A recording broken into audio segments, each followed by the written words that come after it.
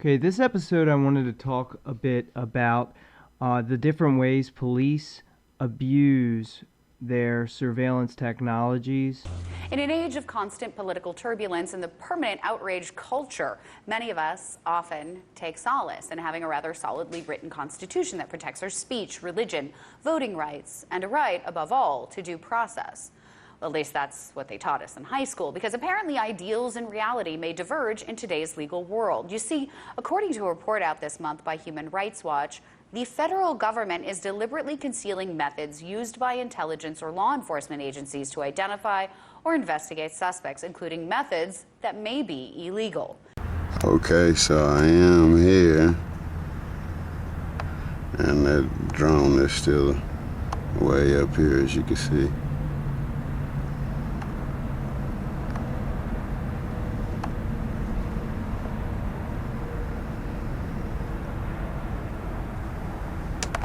And then creating a different story about how agents discovered the information, leading to defendants going to prison without ever knowing enough to challenge the potentially rights-violating origins of the cases against them.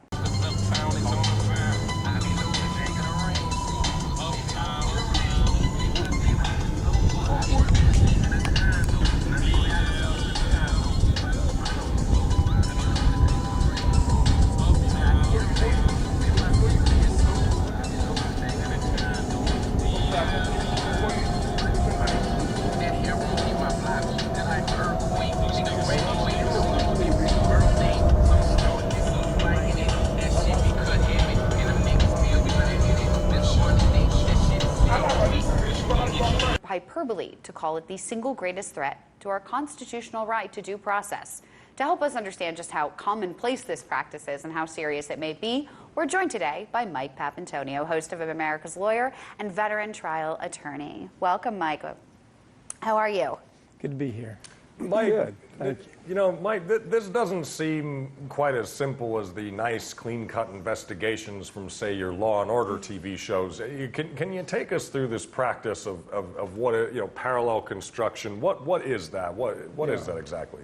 Well, yeah, the process they're calling parallel construction is a very clear violation of a person's Fourth Amendment rights. I think Tabitha laid it out very well.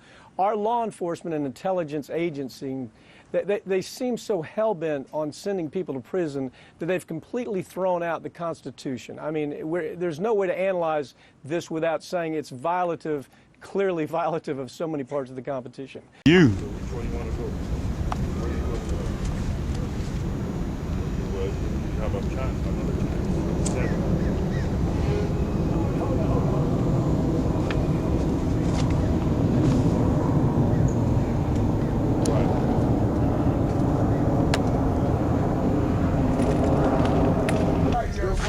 Permission, so you don't take burglarize my car. No, it would throw. I know you are racist, so No, we'll throw the tire on you. you hear that, man? You hear that? Well played that shit.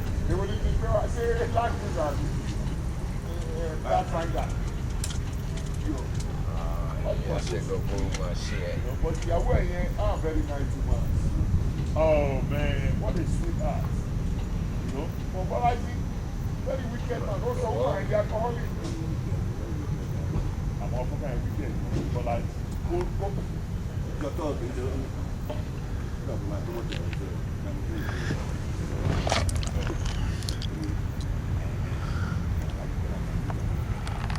Our law enforcement and intelligence agency, they seem so hell-bent on sending people to prison that they've completely thrown out the Constitution. I mean, there's no way to analyze this without saying it's violative, clearly violative of so many parts of the Constitution. So this is what happens when you ignore.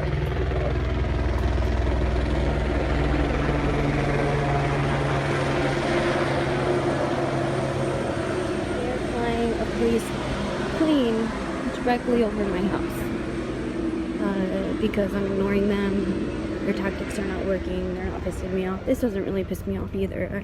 And so history's always shown us that. And so in the 60s, the Supreme Court had to get involved, and they had to say, we need to stop some of this. So what's happened here? This is a throwback.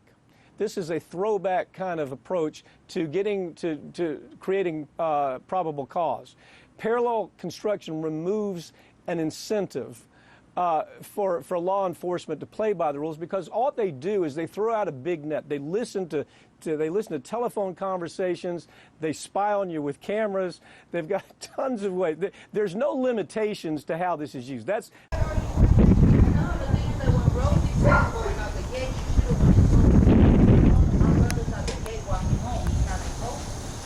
Why didn't you tell anybody?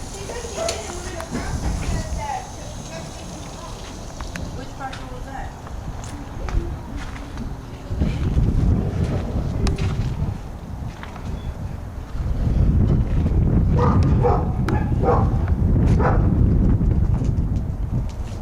That's why we had so many stopgaps that developed in the 60s.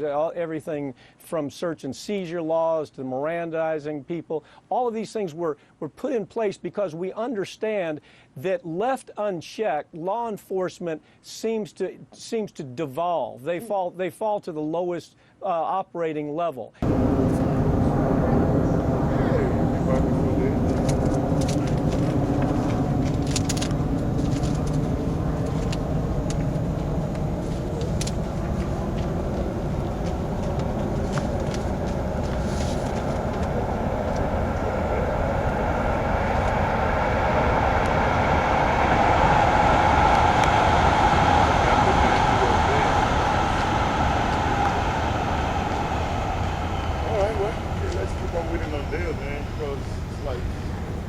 Yeah, but this Of the Constitution. When law enforcement or intelligence agencies break the law, judges typically prohibit prosecutors from introducing evidence that was obtained as a result of those illegal operations.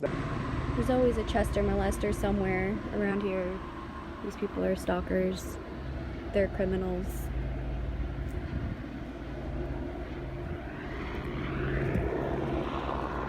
They're gonna do it again.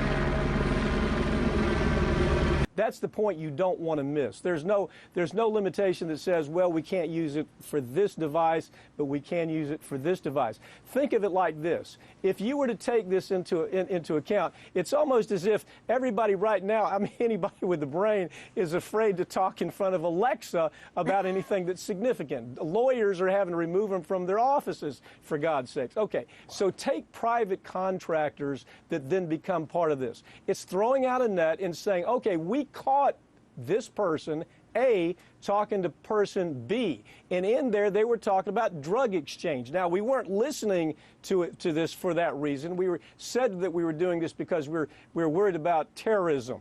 But in that conversation, they find out there's some exchange. So what do? They wait outside of B's house, and then as B drives away, they try to come up with another element of probable cause to arrest A and B together. Okay, so I'm in Vaughan at Dairywood, and I think it's Dufferin or something, but anyway, here's another one of the guys right above that light. You can see him there.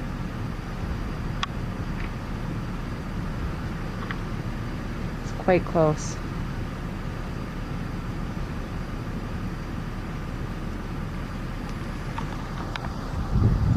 Trying to get a good shot of him.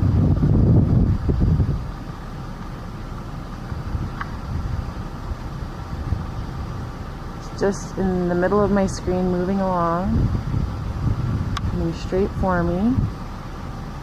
Hopefully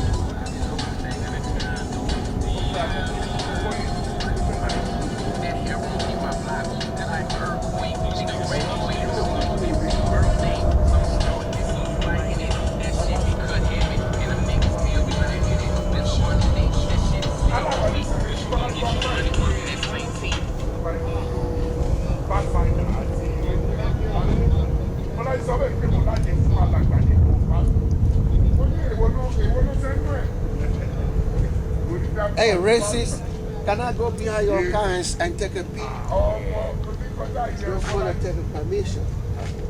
So you don't take, Burglarize my car. stupid shit. No, it will throw. Because I know you are racist, so. No, we'll throw the tire on you. You hear that, man? You hear that? Okay. We don't play that shit.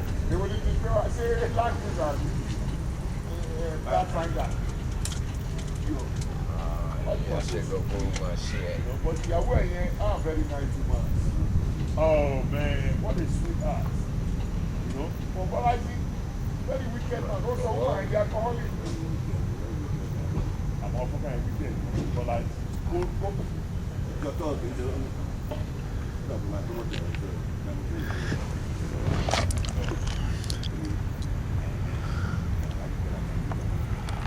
Hopefully my camera will focus.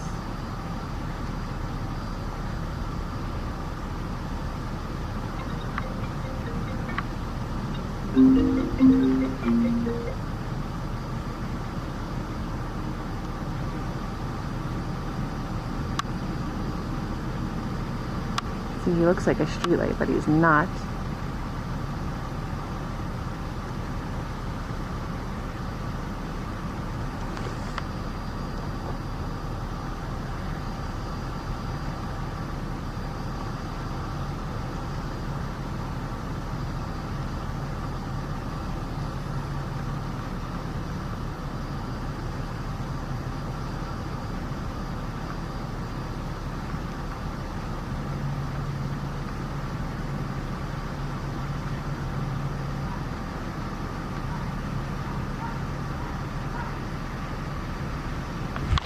Oh, he's gone behind the house. Okay, this episode I wanted to talk a bit about the different ways police abuse their surveillance technologies